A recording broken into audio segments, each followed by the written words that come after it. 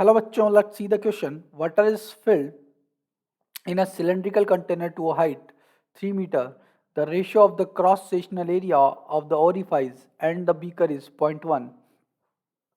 The square of the speed of the liquid coming out of the from the orifices.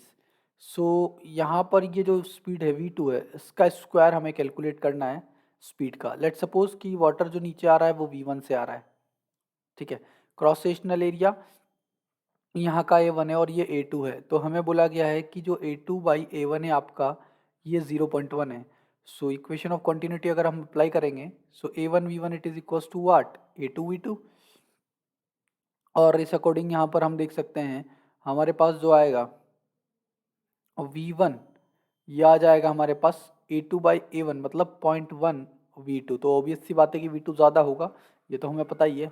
अब Bernoulli equation अगर हम यहाँ पे लगाते हैं, ठीक है, तो P not pressure atmospheric pressure होगा, सही बात है.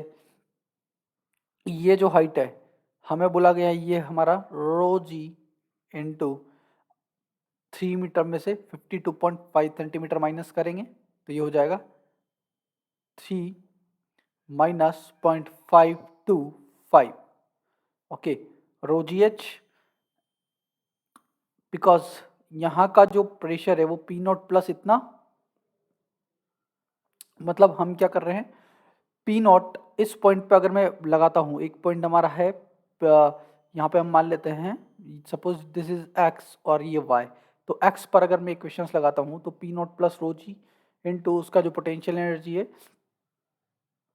पोटेंशियल एनर्जी की वजह से जो प्रेशर होगा, rho g into 3 minus 0.525 plus half rho V1 square, और ये इक्वल हो जाएगा P naught plus 0 plus half rho V2 square.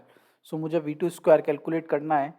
P naught से पी नॉट तो हट जाएगा, सो V2 स्क्वायर यहाँ पे रो से रो भी कैंसिल आउट हो जाएगा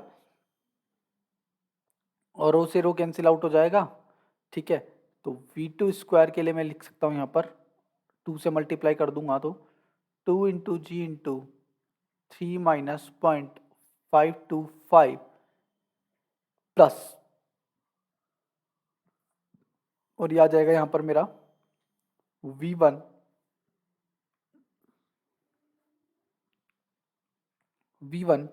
स्क्वायर. ठीक है, अब हमें तो V2 फाइंड आउट करना है, तो मैं V1 को 0.1 V1 लिख सकता हूँ. सो V2 0.1 V2 लिख सकता हूँ. सो V2 square 2G 3 minus 0.525 plus 0.01 V2 square. तो अब यहाँ अगर मैं देखूँ V2 स्क्वायर में से 0.01 को सब्ट्रैक्ट करूँगा तो ये ऑलमोस्ट हमारा उतना ही आ जाएगा, V2 स्क्वायर ही आ जाएगा. ठीक है, और मुझे इसको सॉल्व करना है 2G इंटू 3 इंटू 0.525 को.